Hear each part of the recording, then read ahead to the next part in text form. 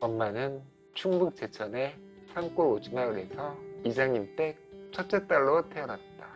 살림이 넉넉한 편은 아니었지만 밥은 굶지 않고 살 정도였다고 했다. 엄마는 어린 시절에 아주 건강했다. 국민학교 1, 2학년 때 달리기를 하면 항상 1등을 놓치지 않았다. 하지만 학년이 올라갈수록 조금씩 힘을 붙이더니 6학년이 되었을 때 달리기를 하면 항상 꼴등을 했다고 했다. 국민학교를 졸업한 후에 엄마는 공장에 들어가서 일을 했는데 다른 사람들에 비해서 이상하게도 일하는 게 너무 힘들어서 적응하지 못하고 금방 그만두었다. 그렇게 몇 번 공장에 들어갔다 나왔다를 반복하고서 집에서 지내는 중에 중매가 들어왔는데 그 당시에 결혼은 거의 의무적이기도 했고 또 집에서 놀고만 있는 것도 눈치가 보여서 별 생각 없이 결혼하기로 마음먹었다. 그때 중매를 통해서 처음 만난 사람이 바로 아빠였다. 아빠도 엄마가 마음에 든다고 했고 일사천리로 혼인이 성사되었다. 엄마의 결혼 생활은 처음부터 쉽지 않았다. 학생이었던 2명의 삼촌과 막내 고모의 새벽밥을 지어야 했고 도시락도 매일 챙겨주어야 했다. 그리고 보통의 시골 일이 그렇듯 힘든 일이 많았는데 엄마는 그 중에서 펌프를 이용해서 물을 길어오는 일이 가장 힘들다고 했다. 하지만 시골 일이 아무리 힘들다고 해도 건강한 일반인이었다면 어느 정도 적응이 되었을 텐데 본인이 근육병인 줄도 모르고 아무도 알아주지 않는 고통의 시간을 혼자 감내해야만 했던 엄마. 근육병을 겪어본 사람으로서 그 시간이 얼마나 끔찍했을지 조금은 짐작이 간다. 엄마는 시집와서 가장 행복했을 때가 아들을 둘이나 낳았을 때라고 했다. 그랬던 엄마가 자신이 근육병이라는 사실을 알게 되고 또 자신이 낳은 아이 2명도 근육병이라는 사실을 알게 되었을 때 느꼈을 절망감의 무게는 얼마나 컸을까. 아빠와 할아버지의 갈등으로 분가를 하게 되었을 때 엄마는 힘든 시골 일을 더 이상 하지 않게 되어서 기뻐했지만 분가 이후에 폭력적으로 변해가는 아빠 때문에 그리고 점점 악화되어 가는 자신과 2 아들의 건강 상태 때문에 엄마의 일상은 계속 산 넘어 산이었다. 아빠가 이혼을 하고 집을 나간 후에도 근육병에 걸린 2 아들과 자신이 살아갈 앞날이 막막했던 엄마. 엄마는 아빠가 되돌아오기를 바랬다. 아빠가 불구가 되어 돌아오더라도 같이 살겠다는 생각을 했었다고 한다.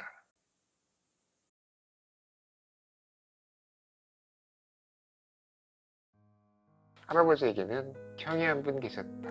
가정 형편이 넉넉하지 않았기에 부모님의 관심과 지원은 오로지 형의 몫이었고 큰 재산은 아니지만 모든 재산도 할아버지의 형이 물려받게 되었다. 할아버지는 장남에게만 모든 것이 집중되는 그 당시의 관습에 불만이 많았다.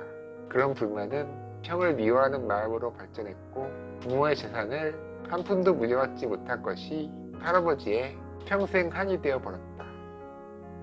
평소에 술을 좋아하셨던 할아버지는 가끔 많이 취할 때마다 평생의 한이 되어버린 그때의 일을 푸념하듯 말씀하셨다고 한다.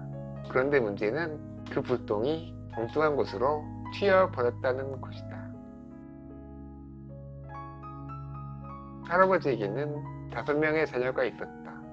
3명의 아들과 2명의 딸이었는데 그중 큰아들이 우리 아빠였다. 할아버지는 정말 이상하게도 큰 아들인 우리 아빠와 큰 고모를 미워했다. 둘 다 국민학교밖에 보내지 않았고 큰 고모는 국민학교를 졸업한 후에 남의 집에 식모로 보내졌다. 큰 고모는 그것이 평생의 한이 되었고 부모님을 원망하며 살았다. 우리 아빠와 할아버지는 하루가 멀다 하고 부딪혔고 결국 그런 갈등이 우리 가족이 시골에서 분가할 수 있게 된 계기가 되었다. 아빠는 새로운 곳에 자리를 잡아 취직도 하고 어떻게든 잘 살아보겠다고 결심했다.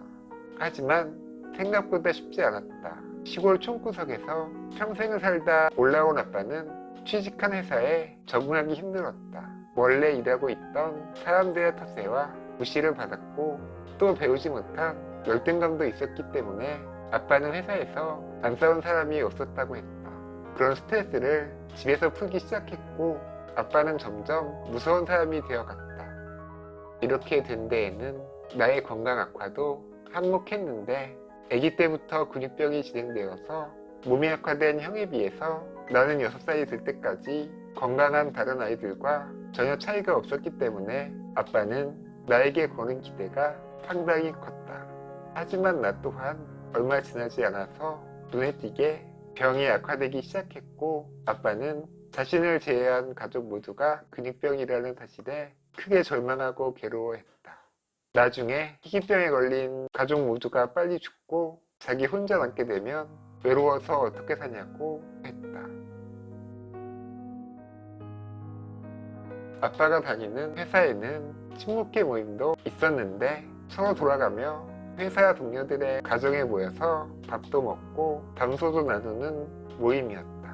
그렇게 아빠는 회사 동료들의 집에 갈 때마다 평범한 가족의 모습을 보게 되었고 많이 부러워했다. 그리고 이 모든 게 엄마의 탓이라며 엄마를 많이 원망했다.